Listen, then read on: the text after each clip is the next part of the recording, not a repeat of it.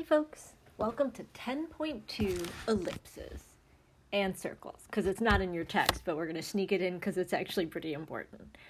Alright, so we're going to start in the same place we did in 10.1, which is what we're talking about when we talk about conic sections. Alright, only this time we're going to be focusing on the ellipse. Now the ellipse is when you have your double stacked cones and you take a slice that is diagonal, okay? And basically what you get is an oval shape. Now if we take our double stacked cones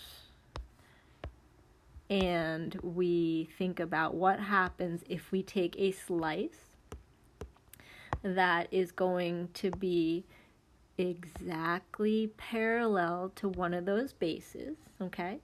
It's almost like an ellipse, but this is when we get the circle, okay? So the slice is parallel to the base, then we're going to get a circle.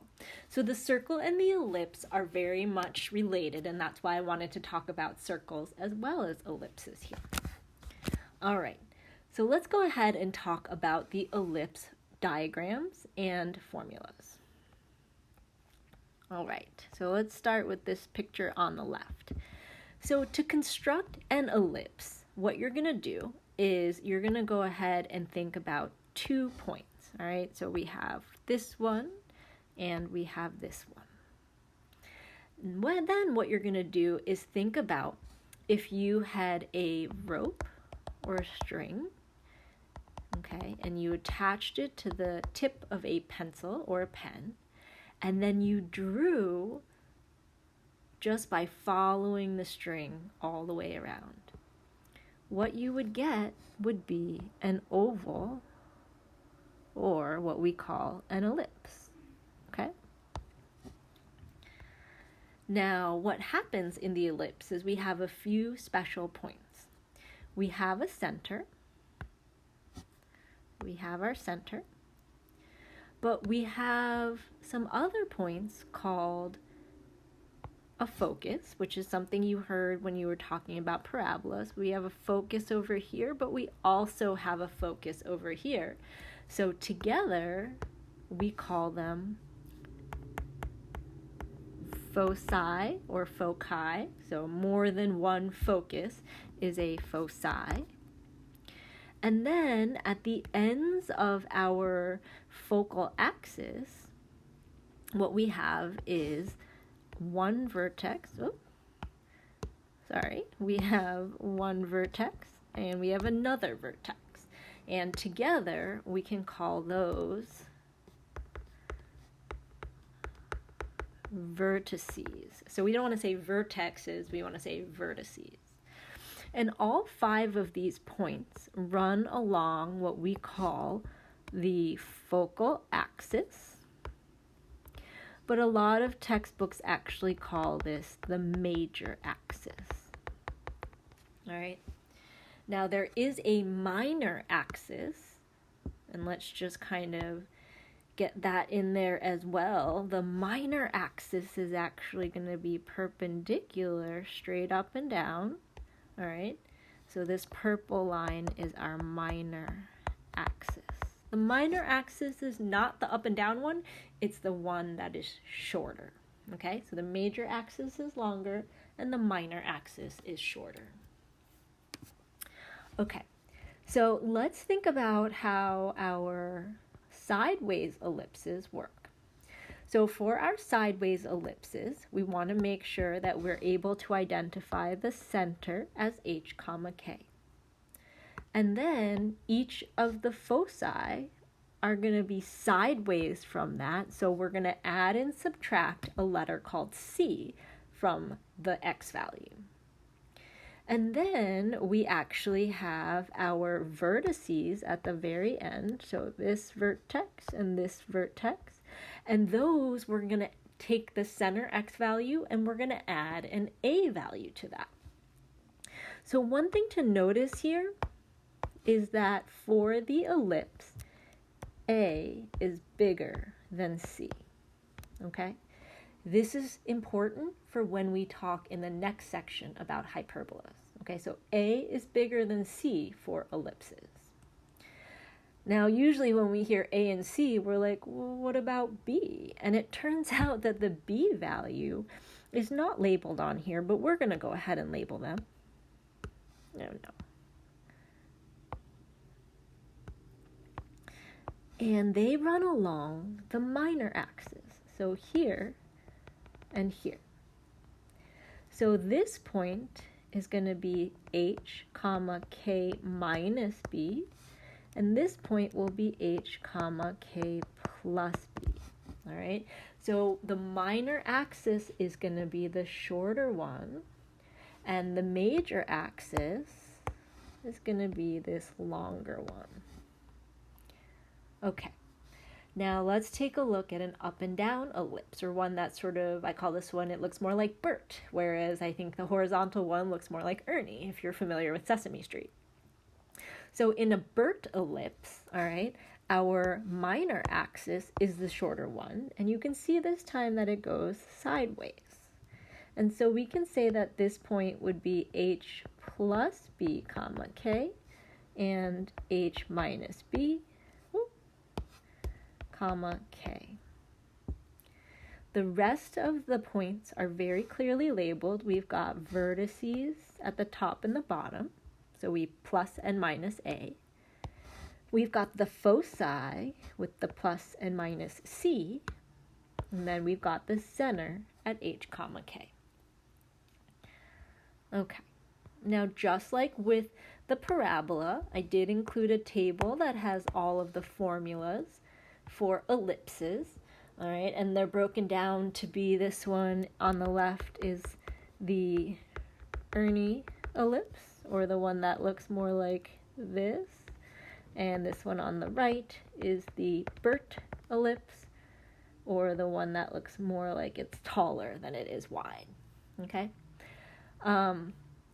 Now, what is really going to matter here is whether the bottom numbers are bigger or not, okay? So in a Ernie ellipse, like the sideways one, we're going to have the sideways numbers bigger than the up and down numbers, but in a Bert ellipse, we're going to have the sideways numbers be smaller than the up and down numbers. Okay. So let's go ahead and start with an example. So, similar sort of layout, we're going to fill in the missing information.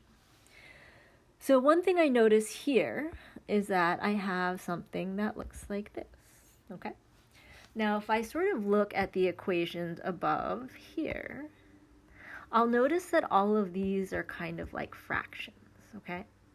Now, what I'm going to do is I'm going to divide both sides of this equation by 36. So let's take this down here. And so I'm going to get x plus 3 squared over 36 plus y minus 4 squared over 36 equals 1. Now, on the bottom here, I notice that they don't have just a number, but it's like something squared and something squared. So I'm going to go ahead and write 36 as 6 squared.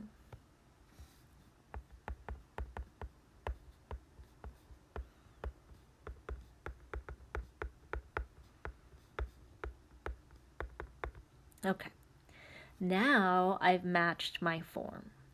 And so what I can say is that my center is going to be at -3, positive 4. And so I'm going to go on my graph and find -3, positive 4, and draw my center.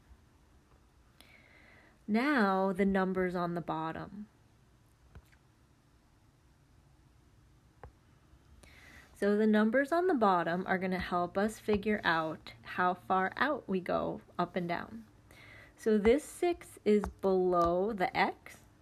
So that means that from the center, I'm going to go out 6 in sort of both sideways directions. And I know that it's sideways because it's underneath the x.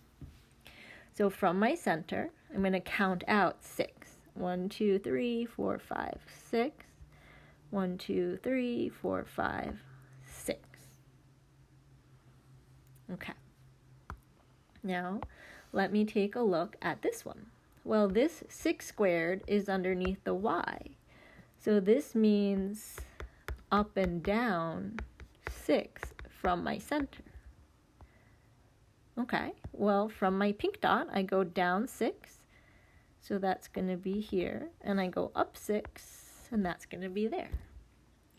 Well, when I draw this shape, what I notice is that I have a center, and every single point is the same distance from that center. That means that we actually have a circle. Okay? So, a circle is just a special form of the ellipse where it's not an Ernie and it's not a Bert, but it's perfectly round. It's equal on all sides. And here are a few ways you can tell. When a squared equals b squared on the bottom, you'll have a circle. That's one way to tell.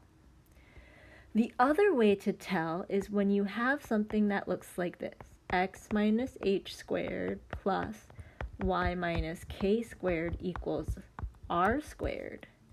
That's another way to tell that I have a circle. So if I divide and the two numbers on the bottom are the same, circle.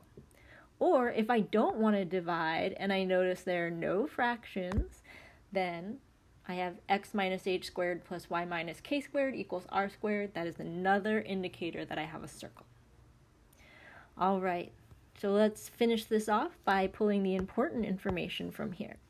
So the center of my circle is going to be negative 3, 4.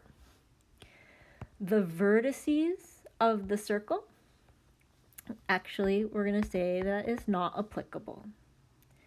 The co-vertices, that's like the b value, that's not applicable. And a circle does not have foci.